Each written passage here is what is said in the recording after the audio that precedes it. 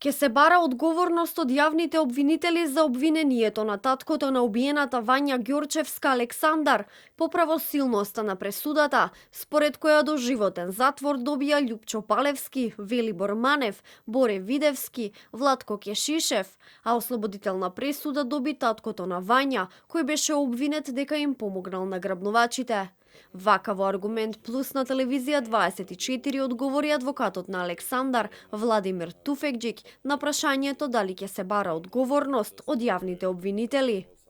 Како што објасни Туфекџик, на републичкиот јавен обвинител ќе му ги достави сите информации за текот на целата постапка и ќе побара да изврши увид, затоа што без ни еден доказ, како што вели, судот го потврдил обвинението на таткото на Вања. Ќе му доставам информација на републичкиот јавен обвинител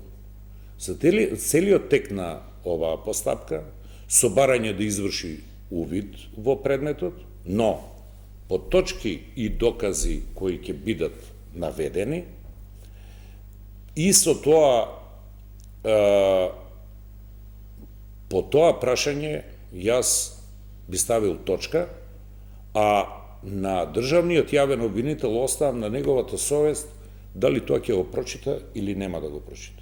Од основното јавно обвинителство за телевизија 24 велат дека од почетокот постапуваат во рамки на своите законски надлежности и ги почитуваат правата на сите страни во постапката.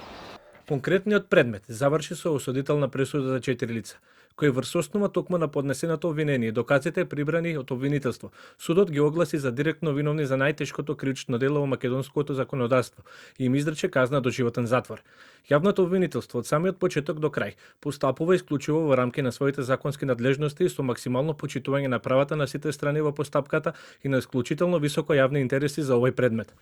Сите обвинети од почетокот во случајот за грабнувањата и убивањата на малолетната Вања и велешанецот Панче, откако во истрагата признаа вина, се изјаснија за невини, менуваа искази, се прозиваа сами себе си.